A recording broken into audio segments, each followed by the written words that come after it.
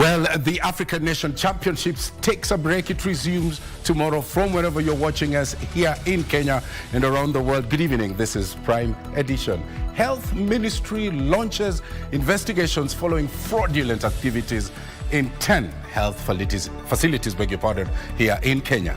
Also in this bulletin, police arrest a tourist team terrorizing residents of Mboya in the county of Nairobi. All that coming up. Good evening. I am Mboya. I am Muchuma Odim. Let's begin this live broadcast with a look at our lead stories tonight.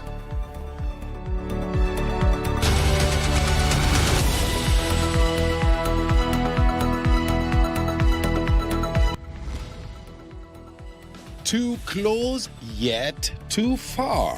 KBC members of staff interact with the coveted Chan Trophy 3 days after Kenya was knocked out of the Continental Football Contest.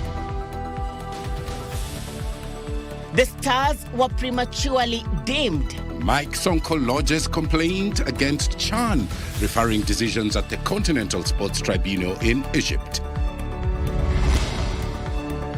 Katiba Day it is. President Ruto proclaims August 27th official National Day to commemorate promulgation of the 2010 Constitution. And pedigree doper slaughtering in Kayole. Police bust a theft syndicate targeting pedigree sheep breed.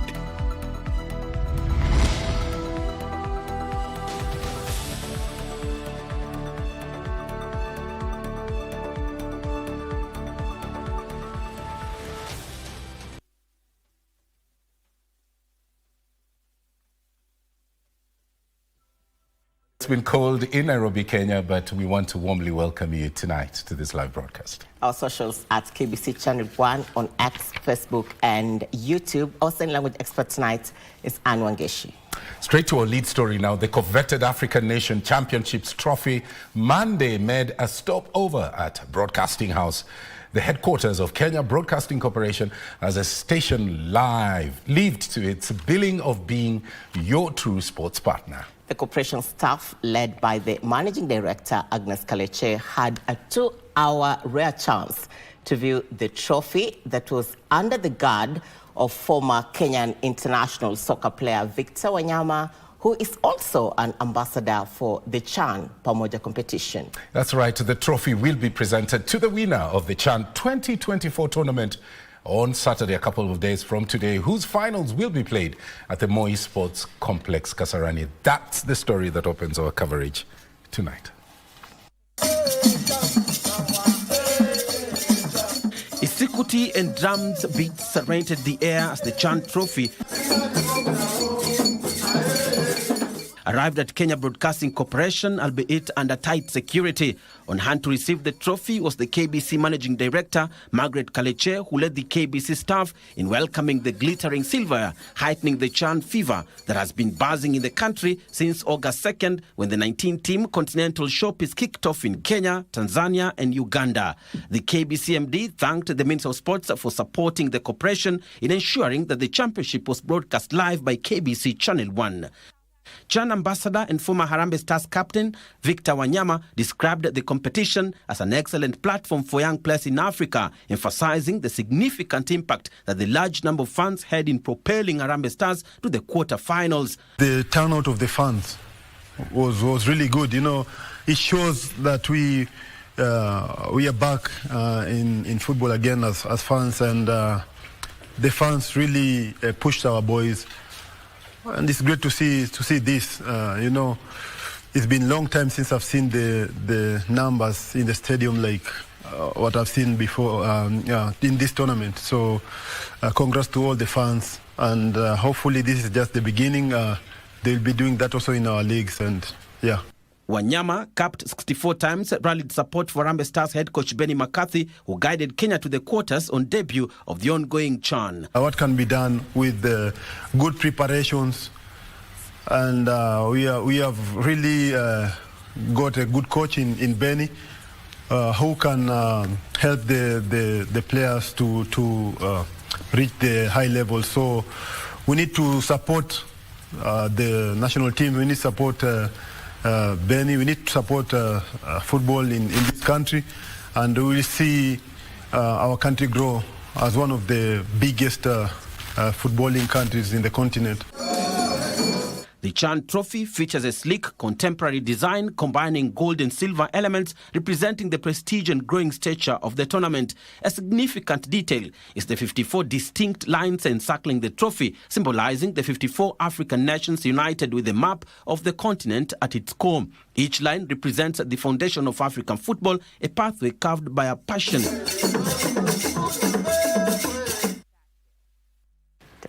Well, after 23 days of action, it's now down to the last 4 teams of the 2024 African Nation Championships, the 4 sides that have remained standing from the 19 teams that began the tournament on the 2nd of August.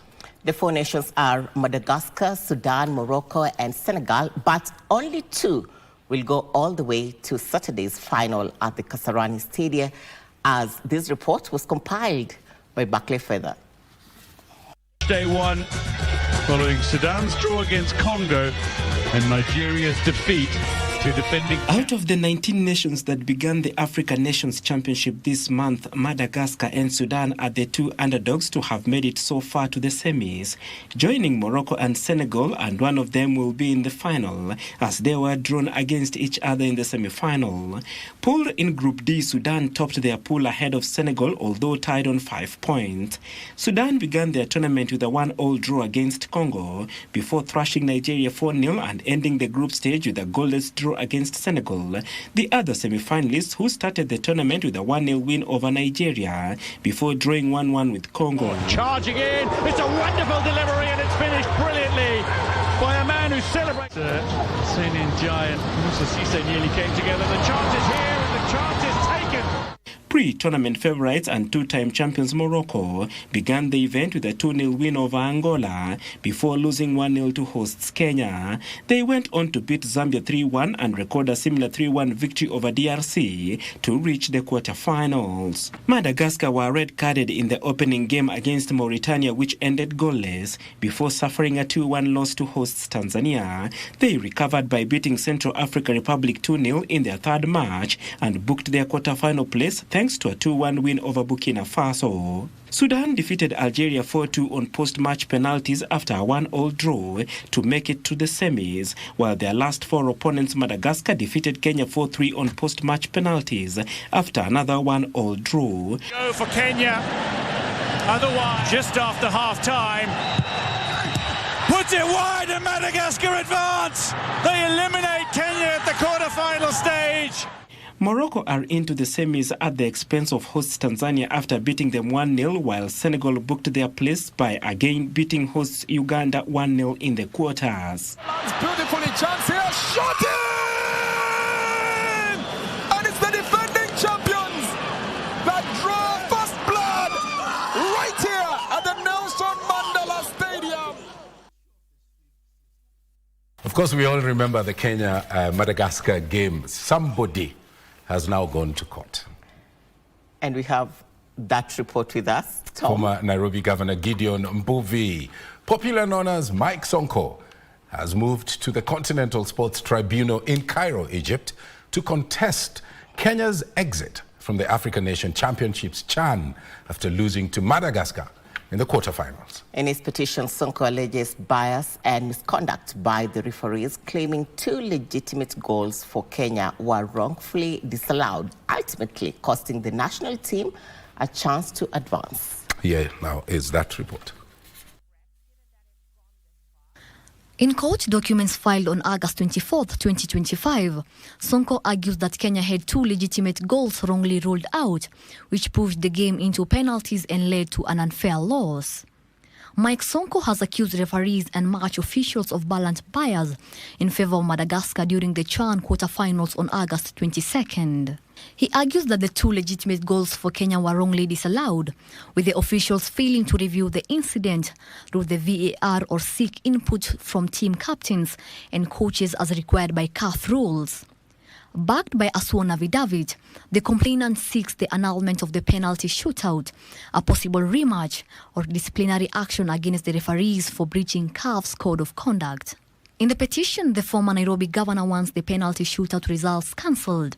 The Madagascar vs Sudan semi-final on August 26, 2025 put on hold, and the match officials suspended until the matter is determined. Sonko wants CAF to annul the results of the game, order a rematch, or alternatively award the victory to Kenya. Sonko wants CAF to annul the results of the game, order a rematch, or alternatively award the victory to Kenya. Letua Debra for Prime Edition. How will that go? Well, we have our fingers on the pulse of that story. Moving on swiftly. And to the Ministry of Health, the government has launched investigations after rejecting claims worth 10.6 billion shillings submitted by 10 health facilities due to fraudulent activities and non-compliance. Other claims worth 3 billion shillings are being re-evaluated due to lost documentation, and others worth 2.1 billion shillings, and they're all under surveillance for further investigations. Health Cabinet Secretary Odim says 728 health facilities have been closed down for non-compliance, 301 facilities downgraded by the Kenya Medical Practitioners and Dentists Council, and 45 facilities are set to be degazetted for fraudulent activities. Kasichana Masha is the one on that report. The Ministry of Health on Monday vowed to take legal action against any health facility, doctor and patient found to be involved in fraudulent activities after tens of facilities presented fraudulent claims worth 10.6 billion shillings to the Social Health Authority, an act that accounts for 30% of all payouts. Claims worth 10.6 billion have been rejected due to fraudulent activities and non-compliance. This action is taken under the authority of Section 48(5) of the Social Health Insurance Act 2023, which outlines penalties for providers who knowingly or fraudulently alter information to defraud the authority. Addressing the media on Monday at Afya House, the Cabinet Secretary for Health, Aden disclosed that through the digital health system, they have intensified detection of fraud activities, leading to the closure of 728 facilities due to non-compliance, downgrading of 301 health facilities, and the degazettement of 45 facilities. You will find the fraud can be detected and stopped at any point, including even at the point of payment. As our AI module becomes more effective with availability of more data, the more data we collect, the easier the detection of fraud becomes. Among the fraudulent activities reported are upcoding, falsification of records, conversion of outpatient to inpatient, and phantom billing. Since the rollout of Taifa Care on 1st October 2024, 7.7 billion shillings have been paid under the Primary Health Fund against the submitted claims worth 9 billion shillings. Under the Social Health Authority, facilities submitted claims worth 82.7 billion shillings, but the ministry managed to pay 53 billion shillings. However, the ministry pledged to clear all approved pending billing, including those of the defunct NHIF. This will be factored into the supplementary budget in October in full respect of the Constitution and other relevant acts, financial acts. However, claims above this threshold, and I repeat, must still undergo a very vigorous verification process. Kasichana Masha, Prime Edition. Help us get the... Now, the low and middle income countries have been challenged to rethink their budgets to ensure more funds are allocated to the health sector, particularly towards dealing with non-communicable diseases. The funding gap has been widened by the withdrawal of donors, leaving countries scrapping for alternative means of sources for funding. The calls were made during a workshop on health financing for non-communicable diseases in sub-Saharan Africa. The workshop brought together stakeholders from 8 countries, including Kenya, Uganda, Somalia, Ghana, as well as Malawi. Non-communicable diseases account for 41 million deaths worldwide, with 77% occurring in low and also middle-income countries.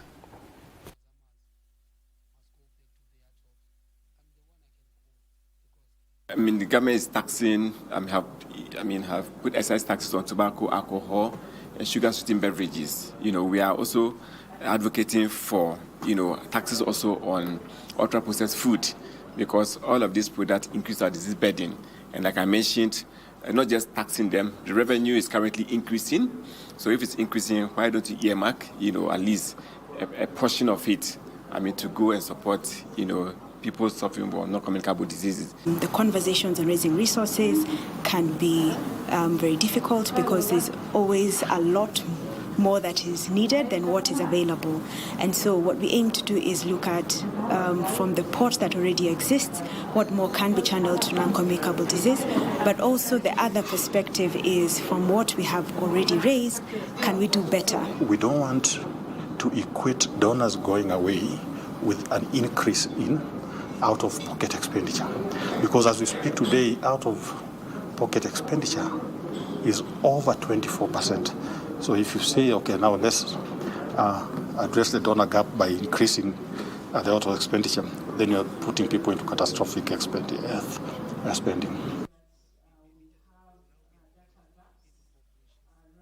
Well, it's 19 minutes. Beg your pardon, not 19 minutes. It's actually 14 minutes, I think. 14 minutes, yes, but the top of the hour. That is the story that brings us to a fast break here at Broadcasting House. But coming up, Katiba Day, that is on Wednesday. We will tell you more about the day. Yeah. And that is after the break. Stay with us. Stay with us.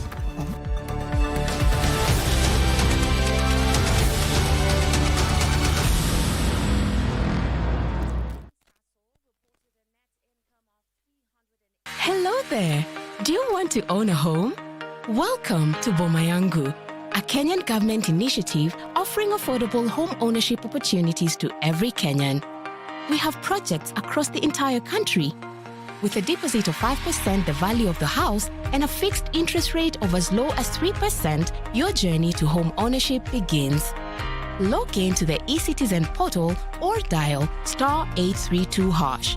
Register with 200 shillings only and start saving via mobile money, debit card or credit card to achieve the required deposit. From the listed housing developments, select your preferred location and apply for a housing unit to begin your journey towards home ownership. Prices start from 640,000 Kenya shillings. Visit Boma Yangu at www.bomayangu.go.ke. Brought to you by Affordable Housing Board. Makao Bora, Jukumu Letu.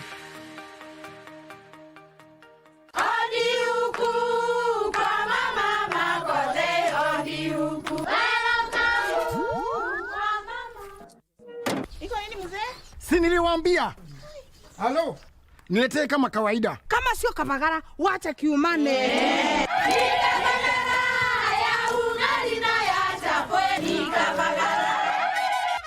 Hii chapati ni tamu sana. Omera, sere bila kavagara, sio sere. Dukani usitishe unga, itisha kavagara. Mimi. Twende? Boss, uko sawa? Niko sawa, ni vile niko na calls mingi. It's a busy day, you know. Kazi lazima ichape.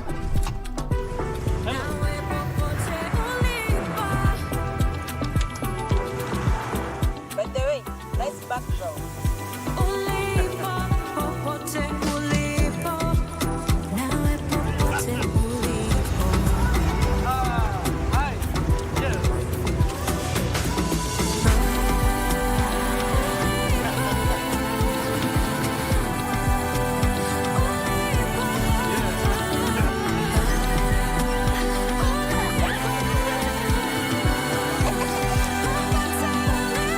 Faster speeds, better experiences. Over 50 million Kenyans. One network. Safaricom. Popote ulipo.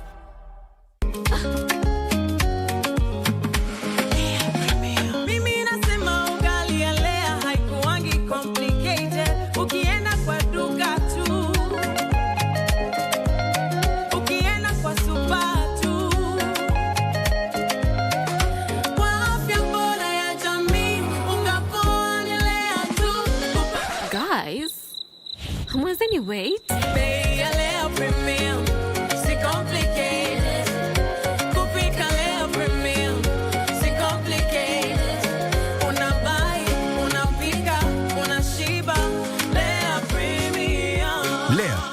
Bella, nurturing the world. Available in a store near you.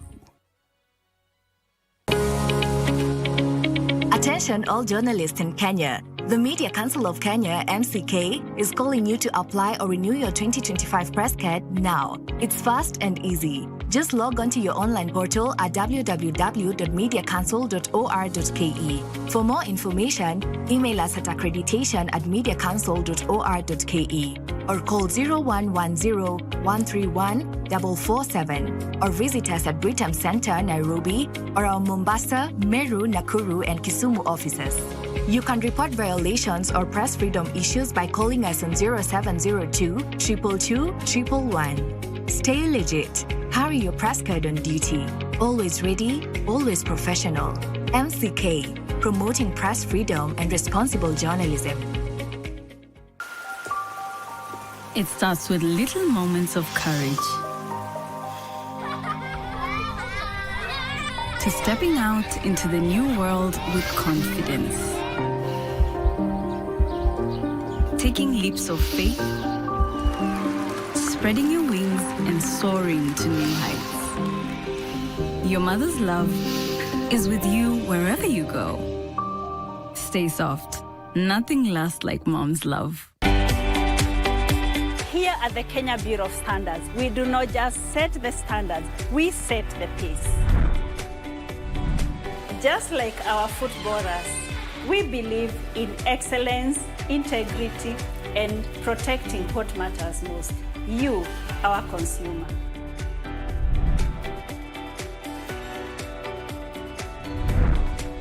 From the products you buy to the services you trust, KBC is your silent defender.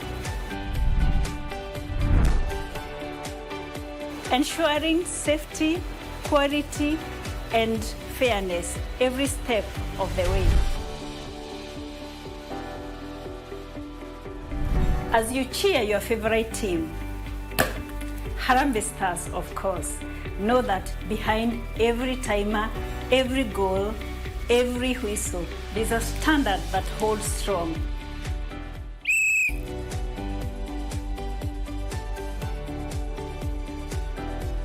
Kenya Bureau of Standards, the home of standards. Enjoy your Chan games on KBC, your true sports partner. Quality, integrity. That's the standard we live by. KBC, standards for quality life. Viwango kwa maisha bora.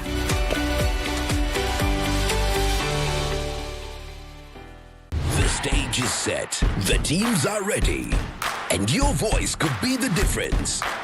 Come wave your flag, sing your song, and back your favorite team as they battle for glory in the Total Energies CAF African Nations Championship 2024, right here on home soil.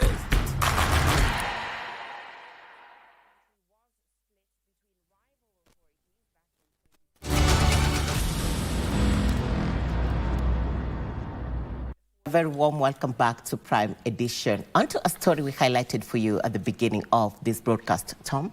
Absolutely. Police here in Nairobi, Kenya, have arrested a member of a teenage criminal gang allegedly terrorizing residents of Umoja Estate. Nairobi Regional Police Commander George Seda, while confirming the arrest, said that the police are in pursuit of other gang members who were close to 20. He, at the same time, assured Nairobi city residents of their security and warned any criminal gang operating in the city that their days are numbered. Videos of teen gangs terrorizing and threatening residents of Nairobi Umoja Estate have gone viral. The juvenile gang, comprising more than 20 young men, is said to be armed and daring. The gang has spread fear and panic among the residents, who also claim a life has been lost in the hands of the same gang. The state of affairs has caught the eye of top security operators in the Nairobi City County, with the Regional Police Commander George Seda revealing one of the gang member has been arrested. In relation to this one, there's only one. I know once they have committed crimes, they run away. But you run away, but you will not be running away from law. We know we have got various methods of getting them. He further revealed that some of the emerging gangs are on a payroll of city syndicates out to settle political or business scores. To our viewers, the police fraternity, guns are not allowed to be used in any point of executing any purpose which is lawful or unlawful. We have got the requisite government agencies who are here. It would have been good if this owner would have gone to court, seek a good court order, authorizing us to go and execute the purpose for which she was intended for. The regional commander warned criminal gangs that their days are numbered. And as a stand, with the staff we have and the briefing we have, we are not going to relent. Once there is any intending or other using the goons, we are coming for them. We are going to victimize you for the crimes that you have committed, hiring those goons to do the other things which are orthodox to the persons who is purported to be innocent. So goonism, we are not allowing at all. We have got enough of the security.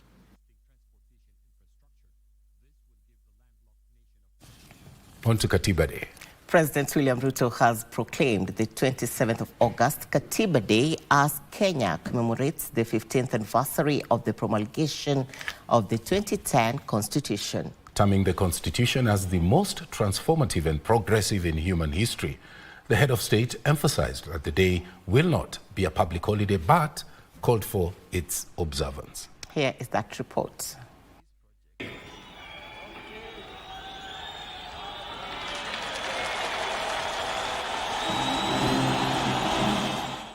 It signified a new era of constitutionalism, devolution, citizen-centered governance, and protection of fundamental rights and freedoms.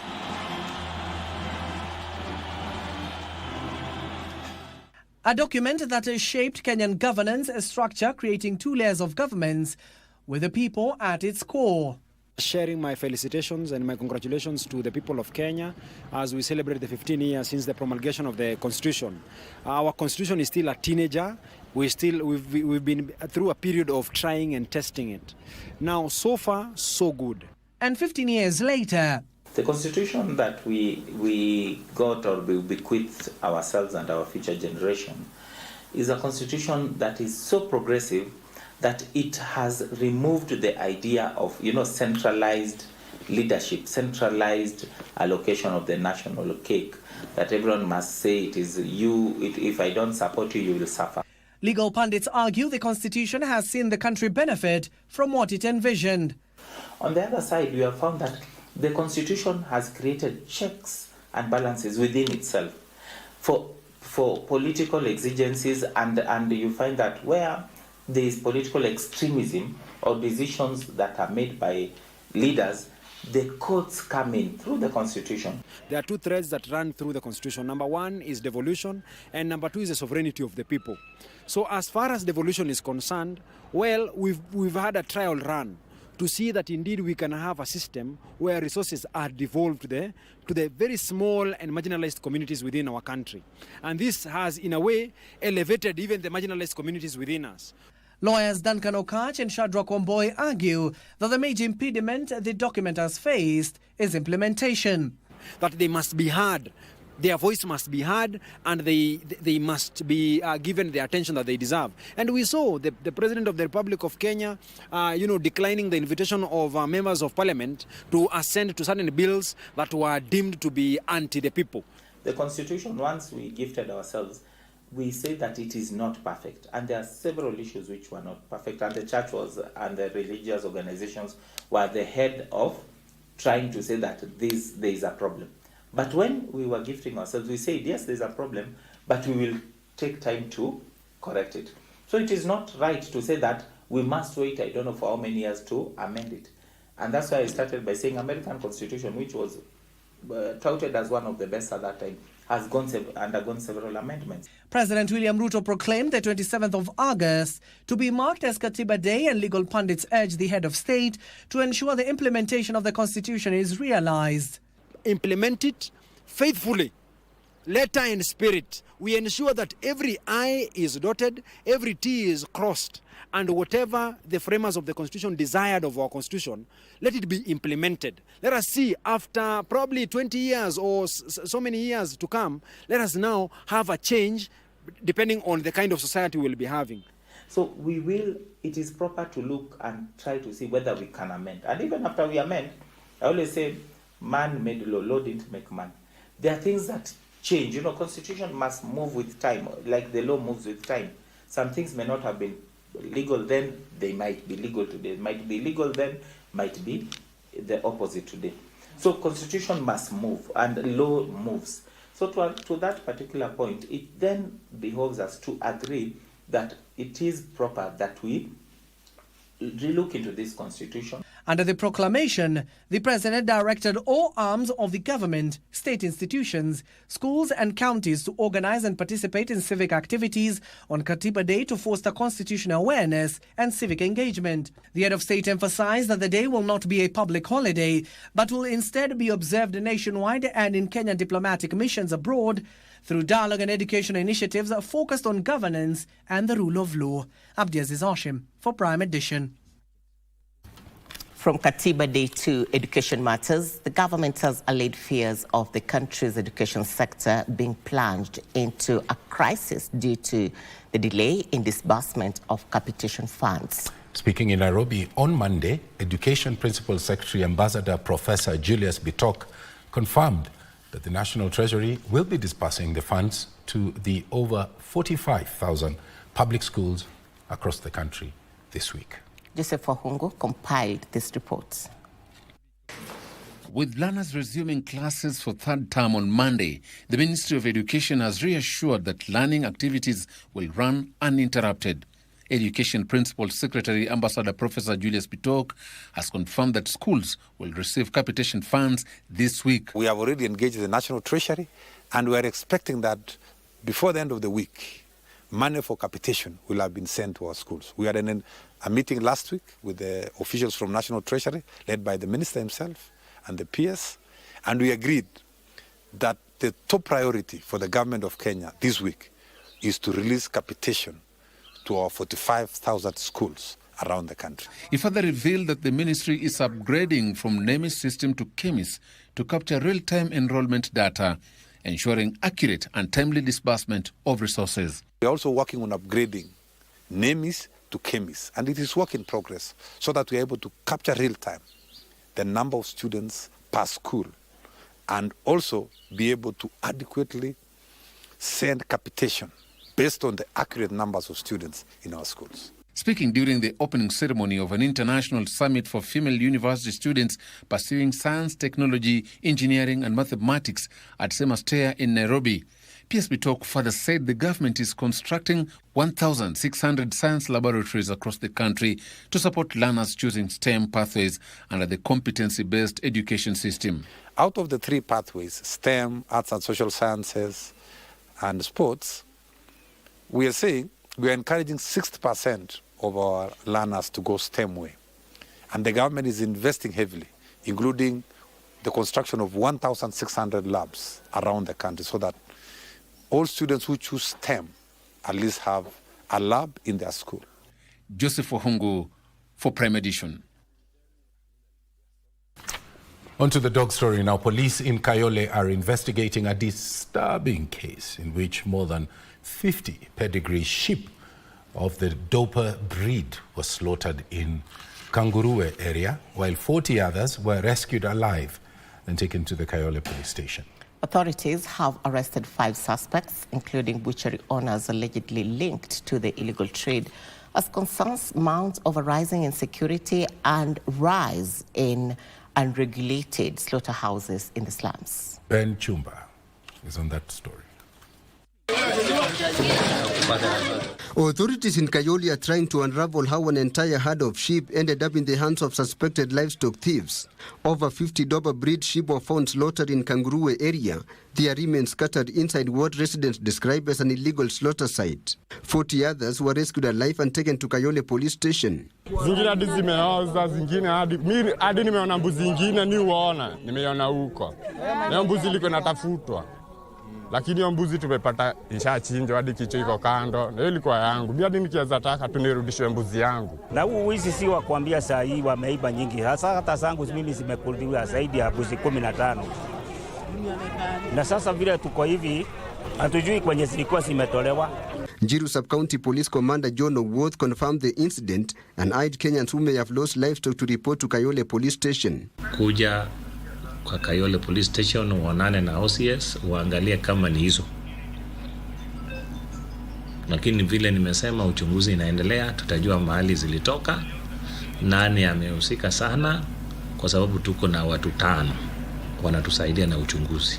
5 suspects are in custody, among them butchery owners, after police recovered some of the stolen meat already being sold. Residents say this is not an isolated case, blaming high insecurity in the slums for rising livestock theft and illegal slaughterhouses. Sasa nia yake si ni kujifaidi tu peke yake.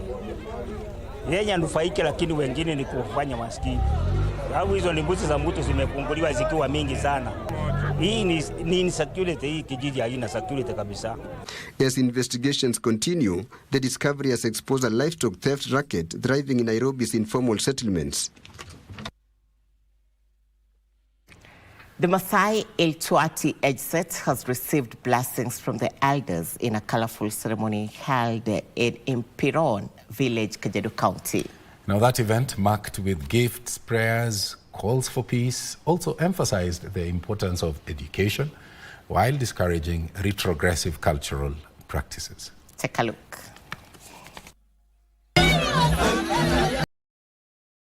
Impiron village, Kajiado County. Celebration, honor and renewal as the Maasai community gathered to bless the Iltuati age set.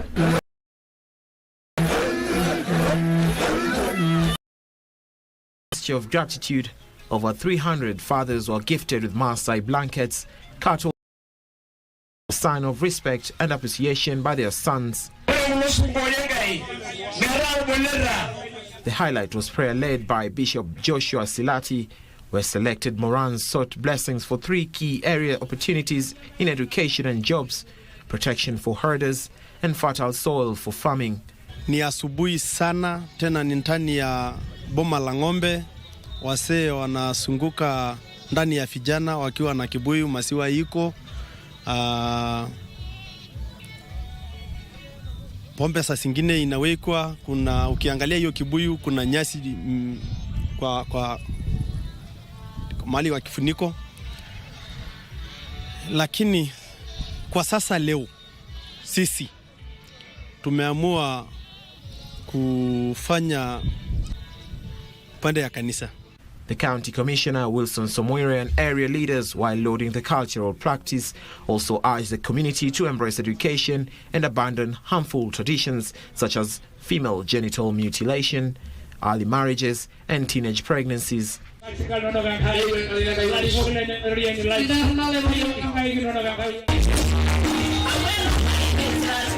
For the Morans of Kajiado, this day was not just about blessings from their a reminder that culture and modernity can coexist with education at the heart of progress. Sisi tukiwa hapa pia tunaeleza ya kwamba ukiwa tunafuata hii traditional, bado tunaomba wasome kwa bidii. So ile kitu kubwa sana kufanya hii, tubadilisha ile mambo ya zamani ya kufuata kimasa, ile nini ya traditional. Tunataka kubadilisha, tupate umuhimu pia ya hii kazi.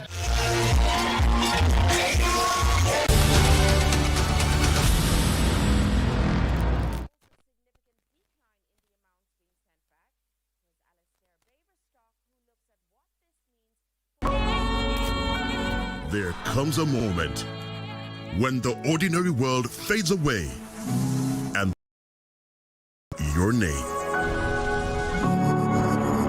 This is as wild as you want it. And it's all here. Every trail leads to an adventure. It isn't just about the rush. It's about where it takes you, who you become, and the stories you'll tell. Sometimes you need the thrill. Sometimes you need the journey. Start your adventure here at Magical Kenya. We're not one thing, we're many. Hustlers morning, dreamers are lunch. By 3 p.m. tushakuwa meme lords. Ndo giza ikiingia, content inashika. We move fast tukichange lanes. Ndio kesho iko soft life, leo tunaingia grind mode. But no matter the mood, bank tunahitaji nenye na switch na sisi.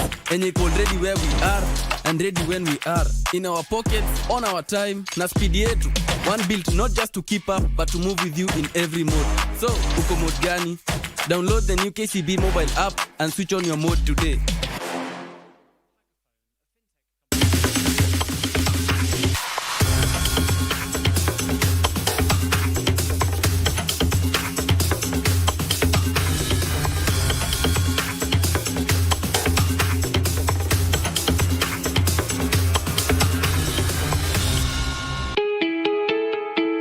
Are you looking for an insurance partner with a smart cover that doesn't break the bank? Look no further than Definite Assurance. We make insurance simple, clear, and definitely affordable. We offer protection for various motor classes, fire and burglary, marine, personal accident, bonds, and corporate medical insurance. We are real people who give real care. Visit www.definiteassurance.com or email info@definiteassurance.com for more information, or contact 0708-247-247 or 0788-247-247. Definite Assurance. You are definitely covered. J. Ukonao. The National Youth Service, NYS, is proud to announce its 89th Passing Out Parade at the NYS Paramilitary Academy in Gilgil, Nakuru County. The occasion will be graced by His Excellency, President of the Republic of Kenya, Dr. William Samoei Ruto. As NYS continues its mission to transform, train, and empower the youth of Kenya, this parade marks another milestone in our journey towards realizing our vision of being a center of excellence. This ceremony will be live on KBC Channel 1 from 9 a.m. on Thursday, 28th August 2025. NYS, Huduma kwa Taifa.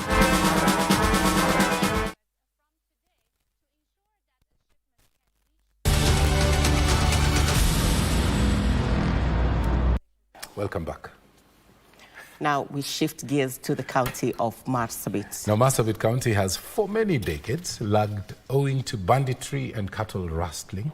Professionals in that area, led by the National Land Commission Chief Executive Officer Kabale Tache Arero, are keen on changing that narrative. They've come up with a program that aims to identify and tap talents among the youth in the region. The latest event saw the 19-year-old Agnes Dabo crowned Miss Tourism Marsabit County 2025. Marsabit County has for many decades lagged behind owing to insecurity attributed to banditry and cattle rustling. The criminal activities have denied hand opportunities to explore their talents and ensure consistent growth. If the country at large can make a step of making Marsabit a tourism point or destination, they'll be shocked at how beautiful a county Marsabit is. Showcase the cultures that we have. We become not just the pride, but the envy of the whole of Kenya. Professionals in the area are now stepping up in building the next generation to not just guarantee development, but ensure peace and cohesion of all communities living in the area. We have a lot of talents here, untapped talents. We have a lot of opportunities that can be explored to make use of these youths. Energized, these are our features we always say. So giving them this platform is to give them courage and confidence to go after their dream. Led by National Land Commission CEO Kabale Tachi Arero, the professionals have come up with a program that aims to identify untapped talents among the youth. Youth empowerment is one of the agenda for the government, and we are empowering our youths through this, because when I was approached by the youths, I saw there's a need for me to be here to support them. The latest event saw 19-year-old Agnes Dabo crown Miss Tourism Marsabit County 2025, with the aim being to encourage positive change. Dabo beat a strong field of 10 finalists to emerge top, and will now carry the county's torch during the Miss Tourism Kenya National Finals to be held next month. Dabo pledged to promote and market Marsabit County as a tourist destination. Thinking of changing this county, our youth our parents, the county itself to work hard, not being in tribalism, and to have peace.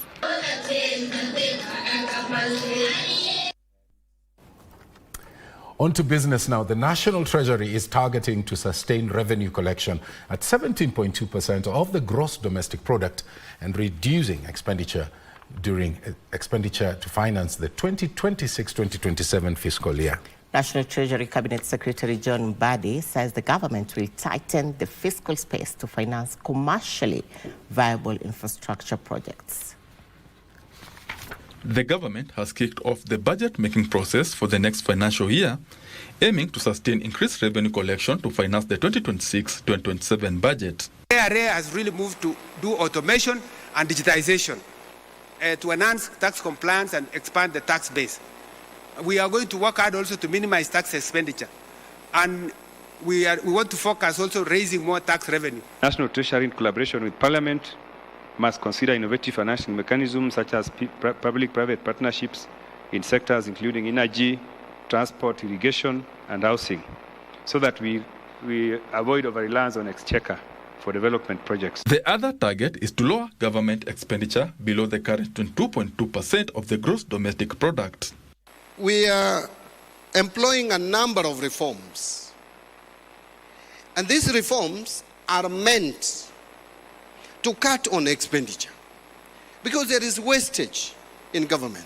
The focus of the 2026-2027 budget expenditure will be on commercially viable projects. Before you ask us for extra budgetary allocation, exhaust the possibilities of raising funds through PPP, especially commercially viable projects. The state plans to reduce and sustain interest rates on government papers to a single-digit figure to encourage lending to the private sector to catalyze the economy. 1 year ago, the 91-day Treasury bill was trading at 16%.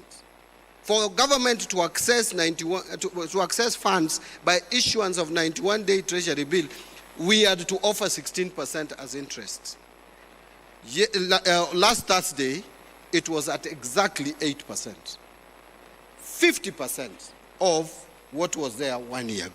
Benson Druba reporting for Prime Edition. Kenyans are set to benefit from improved internet access, lower connectivity costs, and enhanced digital services following the launch of the Africa Broadband Mapping System. Broadcasting Principal Secretary Stephen Isaboke says that the initiative will improve data collection and strengthen transparency by making broadband information publicly available and also to attract private sector investment. The Africa Broadband Mapping System is a continental initiative spearheaded by the International Telecommunication Union in collaboration with the European Commission and the Communications Authority of Kenya. Kenya is among 11 countries in the sub-Saharan Africa region implementing the program, which aims to harmonize and validate publicly accessible broadband maps. This will help policymakers identify infrastructure gaps and design data-driven policies to inform expansion of internet connectivity. I see this integrated approach as a central to the formulation of evidence-based policies, recognizing broadband's role as a key driver of a multi-sectoral development. We need to know, with a significant degree of detail and accuracy, the level and the quality of coverage across our country and our region. To defeat the enemy, we need macro and micro insights into connectivity gaps, challenges, and opportunities across Kenya. The initiative also integrates broadband data with other sectors, among them energy, transport, health, and education, to accelerate digital transformation. Open data access and adoption of international standards further enhance transparency and encourage collaboration across government agencies, regulators, private sector players, civil society, and development partners. We are exploring to extend the Bluma-Raymond subsea cable from Djibouti to Somalia, Kenya, and Tanzania. This will open up a whole new game for Kenya. The government has pledged to earmark more resources and leverage partnerships to sustain the system, including training on geospatial information systems. Trevor Ngendo for Prime Edition. Now, the government is challenging state agencies to increase sourcing of goods and services from other public agencies to boost their incomes while helping the state reduce expenditure. This report was compiled by Benson Rioba. The government has been encouraging public agencies to explore ways of enhancing own revenue generation to reduce reliance on the exchequer to fund their operations. One such way is procuring services and products from other public agencies. What guidance can you offer MDAs like ours to creatively secure funding for critical capital expenditures like technology upgrades, expansion that are essential to fulfilling our public mandate as a national broadcaster in the digital age? Let us support government institutions. Even in terms of research, even in terms of consultancy. We have our universities. They can offer consultancy. Why do we go to these private firms? I know they are also there but please also use our universities so that we can get funding to the university through own source generation of revenue. And we can support the broadcaster, our national broadcaster. Public-to-public procurements are also expected to help reduce the issue of pending bills. MDAs are therefore required to identify and eliminate overlapping functions and propose joint programs that deliver greater impact at a lower cost. So we are not going to entertain any more overlapping functions between or among MDAs. Badi is challenging public institutions to streamline their payroll to eliminate ghost workers. We must integrate the payroll system. This idea of ghost workers, we must find a way of eliminating ghost workers. You go to counties, there are parallel payroll systems. Some manual, some casual. They made the remarks during the launch of the 2026-2027 budget-making process at the Kenyatta International Convention Center in Nairobi. Benson Rioba reporting for Prime Edition.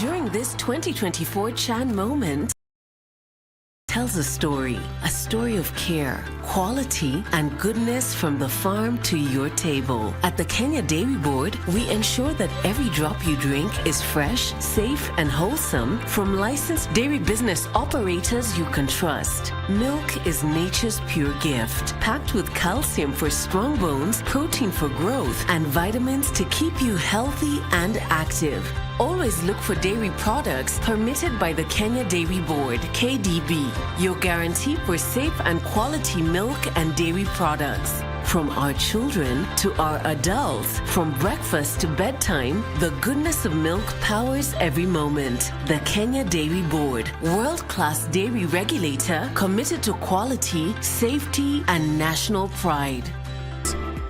The stage is set, the teams are ready, and your voice could be the difference. Come wave your flag, sing your song, and back your favorite team as they battle for glory in the Total Energies CAF African Nations Championship 2024, right here on home soil.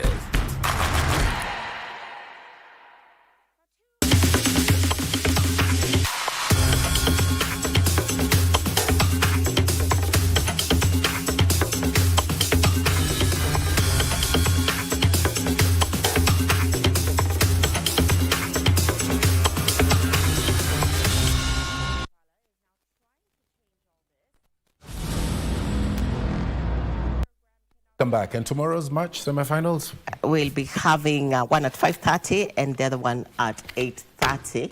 KBC Channel 1, your true sports partner. But before we give you details on that, let's go tech. Tom? Innovators and artificial intelligence industry players are being urged to use AI in shaping African values, talent, as well as global cooperation.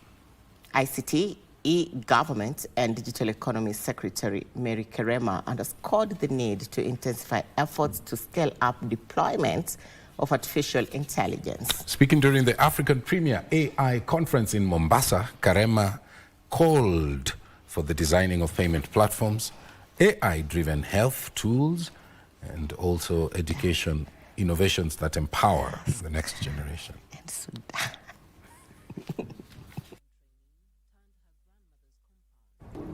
have seen a growth of systems that we can now use for inclusivity, and they can be trusted.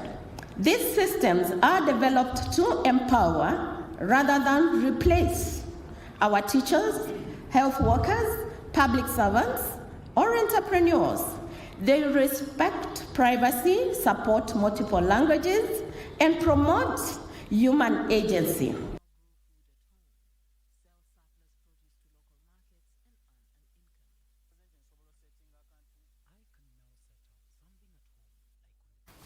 Well, before we transition into the day's sports, let's look at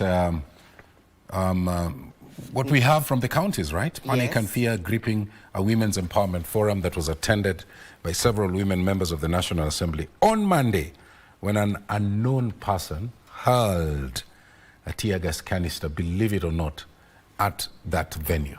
Speeches during the Wezesha Mama Inua Jamii Siaya County edition came to a halt at Wagai Primary School grounds, with people scampering for safety as the tear gas canister, which landed a few meters from the dais, exploded, releasing toxic fumes. These and more stories in our county news roundup. Homa Bay County member of the National Assembly Joyce Osogo Bensouda was delivering a crowd when all of a sudden the canister landed next to a music band that was entering. According to a section of the crowd, the canister was hurled by a man who alighted from moving along the Kodiaga-Wagai road. Later, more policemen arrived in police vehicles and secured the place as the event went on without hitch. Tunaomba kwa kaunti 47 kabla tujaenda uchaguzi mwaka 2027, kila kaunti iwe na child saving center na GBV center ambayo iko chini ya women reps wote, na hiyo ni affirmative action. Elsewhere, the Anglican Church, in a partnership with Combustion International, has launched a poultry processing project in Kakamega County to empower women and caregivers.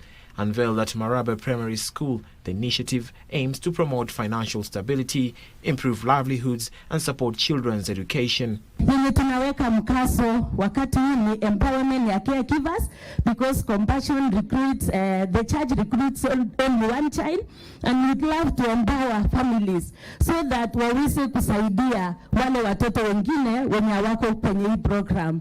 Meanwhile, youth leaders in Nakuru County are urging political leaders to set aside differences and promote unity as the country heads towards the 2027 general election.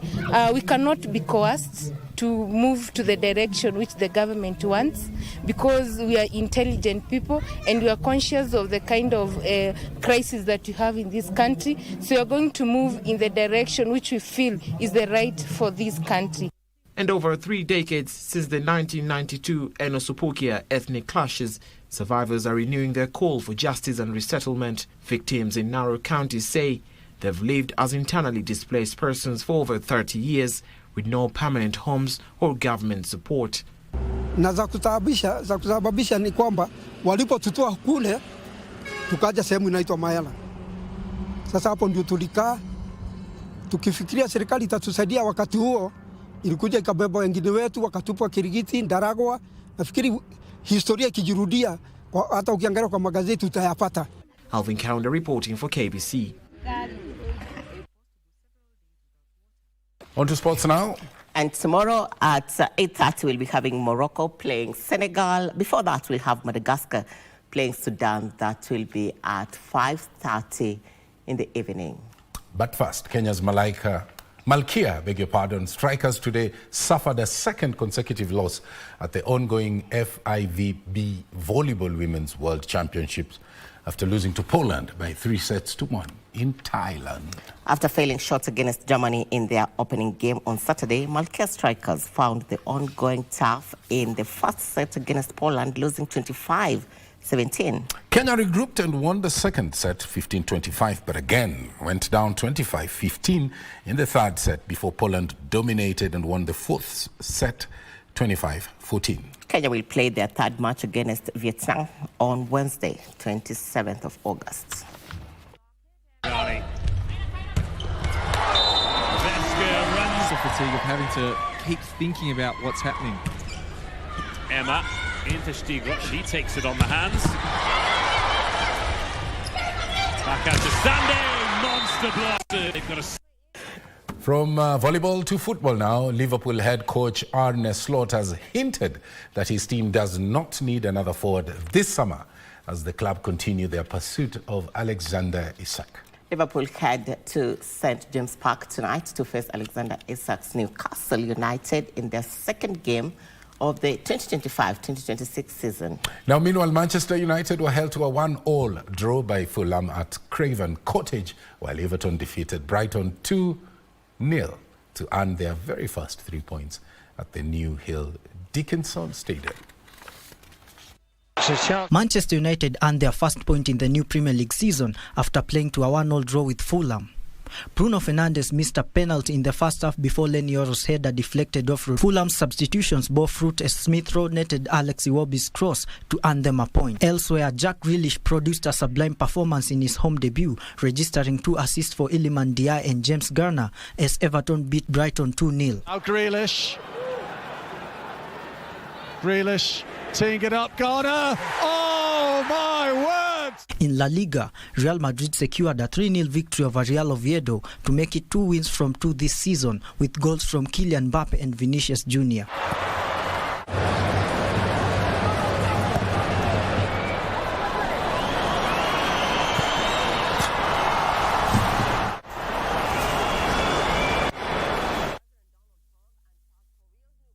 Well, that's all we had time for. We've got to go now. But before we do that, there's a question there on one of our portals, isn't it? Social media platforms. And the admin on KBC Channel 1 is doing his job right. Today is asking you, wadau hii ni safe place. Mehil ile heartbreak ya Harambee Stars ama bado. And by the way, Sonko has actually gone to court on that matter. And so we have several. You want to read 2 or 3 before we bring this to a close? There's one who said, James Charles, who said, TZ healed me magically. I moved on already. James is saying, Harambee Stars have never lifted any trophy since the world was made, but you are proud of them. Of course, we're proud of the Harambee Stars. Let me tell you something, and this is my take. If you put your best foot forward on anything, never regret it. And I believe, by the way, that penalties is never a strategy in continental football. So going down 1 on penalties is okay, but winning, because look at the caliber of our players, Harambee Stars. They were local, young guys, and look, they gave a very good account of themselves. That's my opinion. I would say you are as good as your last story. The game that was played, Madagascar and Kenya did very well.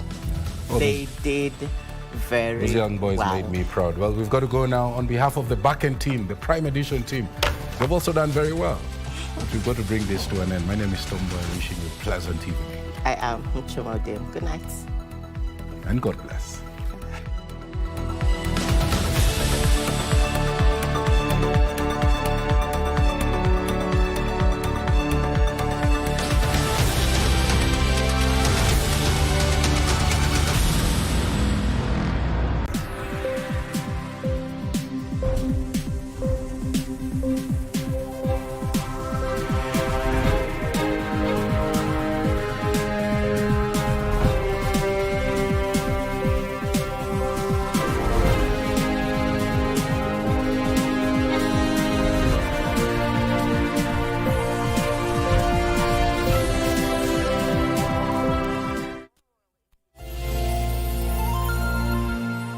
At the heart of Kenya's transport infrastructure is the Mechanical and Transport Directorate, MTD, under the Ministry of Roads and Transport. We oversee a network of services spread across 24 strategic regions, ensuring efficiency in plant and transport services nationwide, from road construction and maintenance to the provision of specialized equipment to manufacturing